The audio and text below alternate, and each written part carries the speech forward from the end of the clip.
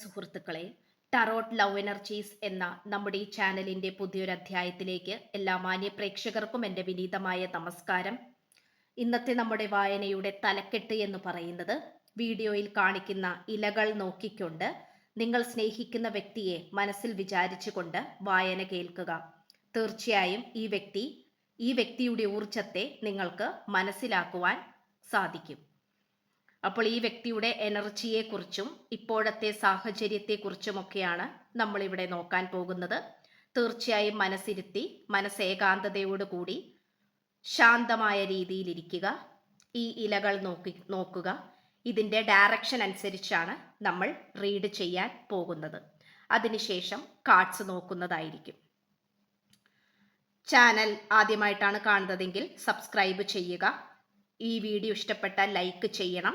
നിങ്ങളുടെ വിലയേറിയ അഭിപ്രായങ്ങൾ കമൻറ്റ് ബോക്സിലൂടെ രേഖപ്പെടുത്തണം. പേഴ്സണൽ റീഡിങ്ങിന് താല്പര്യമുള്ളവർക്ക് എൻ്റെ വാട്സപ്പ് നമ്പർ ഞാൻ ഡിസ്ക്രിപ്ഷൻ ബോക്സിൽ കൊടുത്തിട്ടുണ്ട്. എനിക്ക് വാട്സപ്പിൽ സന്ദേശം അയച്ചാൽ പേഴ്സണൽ റീഡിങ്ങിൻ്റെ മുഴുവനും വിശദാംശങ്ങൾ ഞാനവിടെ അറിയിക്കുന്നതായിരിക്കും. നമുക്കപ്പോൾ ഒട്ടും വൈകിക്കാതെ തന്നെ വായനയിലേക്ക് കടക്കാം. പ്രിയ സുഹൃത്തുക്കളെ, നമുക്കിവിടെ കാണാൻ സാധിക്കുന്നത് അതിവിദഗ്ധമായ രീതിയിലുള്ള ഒരു പോരാട്ടത്തെ തന്നെ, അല്ലെങ്കിൽ ഒരു ആസൂത്രണ നിർമ്മിതമായ ഒരു കളികൾ, അങ്ങനെ ഒരു പ്ലാനിംഗ് ആണ് നമുക്കിവിടെ കാണാൻ സാധിക്കുന്നത്. ഒന്നോ രണ്ടോ മൂന്നോ പേരല്ല, അധികമായിട്ടുള്ള വ്യക്തികൾ ചേർന്നിട്ടുള്ള, ഒറ്റവാക്കിൽ പറയുകയാണെങ്കിൽ ഗ്രൂപ്പ് വർക്ക്, ടീം വർക്ക്, അതാണ് നമുക്കിവിടെ കാണാൻ സാധിക്കുന്നത്. നിങ്ങളുടെ ഈ ഒരു പ്രണയബന്ധത്തിൽ അതിശക്തമായിട്ടുള്ള തേർഡ് പാർട്ടി എന്ന് പറയുന്നത് നിങ്ങളുടെ അറിവിൽ ചിലപ്പോൾ ഒരാളായിരിക്കാം, പക്ഷേ ഒരാളല്ല, കുറച്ച് അധികം ആളുകൾ കൂടിച്ചേർന്ന ഒരു ഗ്രൂപ്പായിട്ടാണ് നമുക്കിവിടെ കാണാൻ സാധിക്കുന്നത്. ഒരു കൂട്ടം വ്യക്തികൾ, അവർ ഈ വ്യക്തിയെ നിങ്ങളിൽ നിന്നും അകറ്റുവാനാണ് ശ്രമിച്ചുകൊണ്ടിരിക്കുന്നത്. ഈ വ്യക്തി പല വഴിയും പല വിധേനയും നിങ്ങളിൽ നിന്നും അകന്നുപോയ ഈ വ്യക്തി നിങ്ങളിലേക്ക് തിരികെ വരാൻ ആഗ്രഹിക്കുന്നുണ്ട്. ഈ വ്യക്തിക്ക് പലതരത്തിലുള്ള നുണകളും പല രീതിയിലുള്ള സ്വഭാവ സവിശേഷതകളും നിങ്ങളുടെ അടുത്ത് കാണിക്കേണ്ടി വന്നിട്ടുണ്ട്. അതൊരിക്കലും ഈ വ്യക്തിയുടെ കുറ്റമല്ല, ഈ വ്യക്തിയെ കൊണ്ട് ചെയ്യിപ്പിച്ചത് തന്നെയാണ്. ഈ വ്യക്തിക്ക് പലതരത്തിലുള്ള മോശപ്പെട്ട സ്വഭാവങ്ങൾ വന്നു ചേർന്നതായിട്ട് കാണിക്കുന്നുണ്ട്. അത് തികച്ചും ഈ വ്യക്തിയുടെ കൂടെയുള്ള ആളുകൾ ചതിച്ചതായിട്ടാണ് നമുക്കിവിടെ കാണാൻ സാധിക്കുന്നത്. നിങ്ങൾ കമിതാക്കളാണെങ്കിൽ ഈ വ്യക്തിയെ അതിവിദഗ്ധമായി മനസ്സ് മാറ്റിക്കൊണ്ടിരിക്കുന്നു എന്ന് തന്നെ വേണമെങ്കിൽ പറയാം.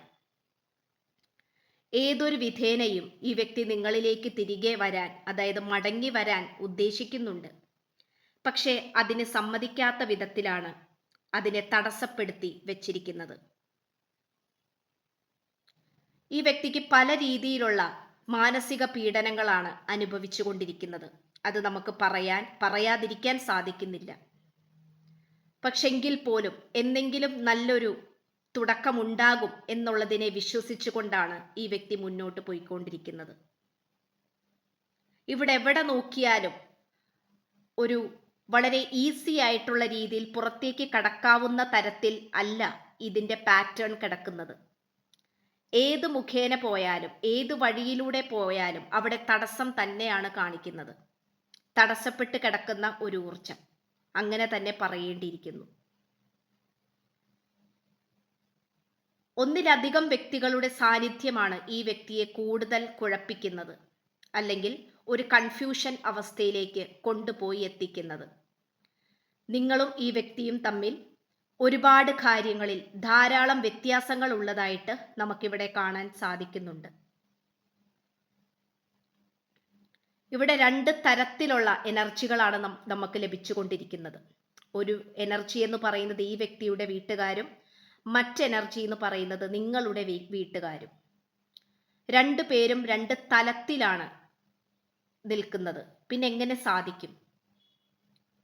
പക്ഷേ തീർച്ചയായിട്ടും ഒരു കാര്യം പറയാം, ഈ വ്യക്തിയുടെ കുടുംബത്തിൽ നിന്നും ഏതോ ഒരു പേഴ്സൺ നിങ്ങളുമായിട്ടുള്ള ഈ ഒരു പ്രണയബന്ധത്തിനോട് യോജിക്കുന്നുണ്ട്. അത് ഈ വ്യക്തിയുടെ കൂട്ടുകാരല്ല, കുടുംബത്തിലുള്ള മറ്റാരോ, മുതിർന്ന ഏതോ ഒരു വ്യക്തി നിങ്ങളുമായിട്ടുള്ള ഈ ഒരു ബന്ധത്തിൽ അവർ യോജിക്കുന്നുണ്ട്, അവർ സപ്പോർട്ട് ചെയ്യുന്നുണ്ട്. ചിലപ്പോൾ നിങ്ങളുടെ ബന്ധത്തിൽ നിന്നുമാകാം, ഈ വ്യക്തിയുടെ അല്ലെങ്കിൽ നിങ്ങളുടെ ബന്ധത്തിൽ നിന്നും ഒരുപാട് ബന്ധുക്കൾ ഇതിനോട് എതിർക്കുന്നുണ്ടെങ്കിൽ പോലും ഏതോ ഒരു മുതിർന്ന വ്യക്തി നിങ്ങളുടെ ഈ ഒരു കാര്യത്തിൽ സപ്പോർട്ട് ചെയ്യുന്നുണ്ട്. അവരുടെ പിന്തുണ നിങ്ങൾക്ക് ലഭിക്കുന്നുണ്ട്. അത് നമുക്കിവിടെ കാണാൻ സാധിക്കുന്നുണ്ട്. സപ്പോർട്ടിംഗ് എനർജി ഉണ്ടെങ്കിൽ പോലും പ്രതികൂലമായിട്ടുള്ള അവസ്ഥയാണ് അധികമായി നമുക്ക് കാണാൻ സാധിക്കുന്നത്. ഇനി നമുക്ക് കാർഡ്സിലേക്ക് കടക്കാം. തീർച്ചയായിട്ടും ഇവിടെ ഒരു പുതിയ തുടക്കം കാണിക്കുന്നുണ്ടെങ്കിൽ പോലും ഇവിടെ തേർഡ് പാർട്ടിയെ കുറിച്ച് ഓർക്കുമ്പോഴാണ് ഈ വ്യക്തിക്ക് വിരഹ ദുഃഖം വന്നു ചേർന്നു പോകുന്നത്. ഈ വ്യക്തിക്ക് അതുകൊണ്ട് പല സന്ദർഭങ്ങളും നിങ്ങളുമായിട്ട് ആഘോഷിക്കാനോ സന്തോഷത്തിലേക്ക് ഏർപ്പെടാനോ സാധിക്കാത്ത അവസ്ഥ, അത് തന്നെയാണ് ഇവിടെ സംഭവിച്ചു കൊണ്ടിരിക്കുന്നത്. നിങ്ങൾക്ക് ഒരുപാട് പ്രതീക്ഷകൾ ഈ വ്യക്തി തന്നു എന്നുള്ളത് തന്നെയാണ് വാസ്തവം.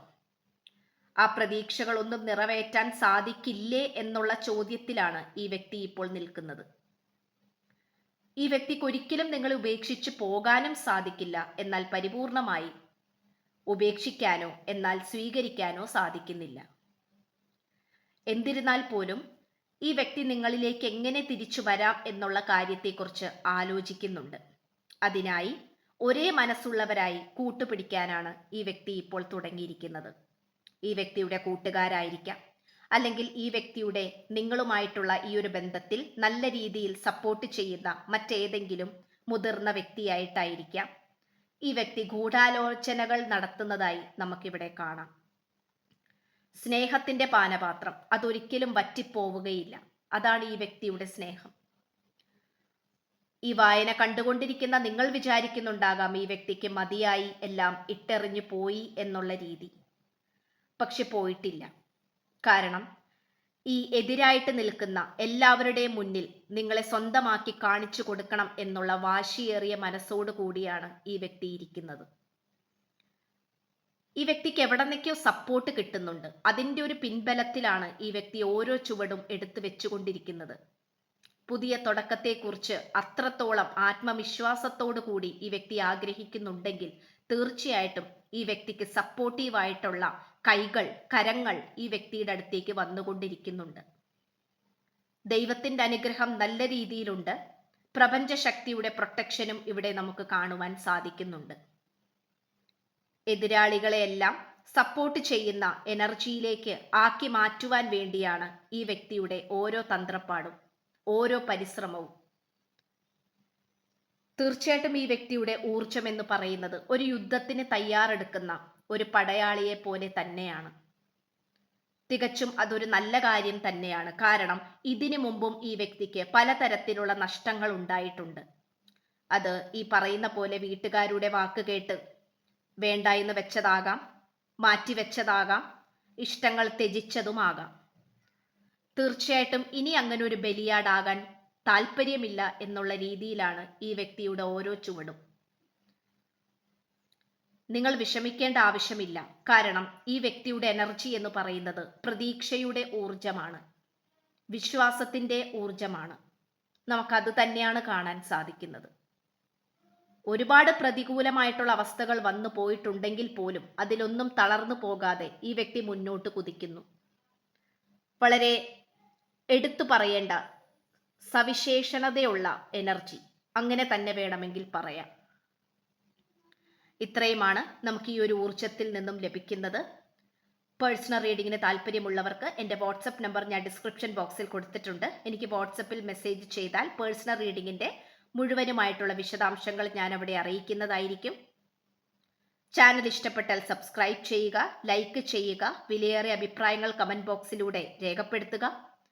പുതിയൊരു അധ്യായത്തിൽ കാണുന്നത് വരേക്കും എല്ലാ മാന്യ പ്രേക്ഷകർക്കും എൻ്റെ വിനീതമായ നമസ്കാരം. God bless you.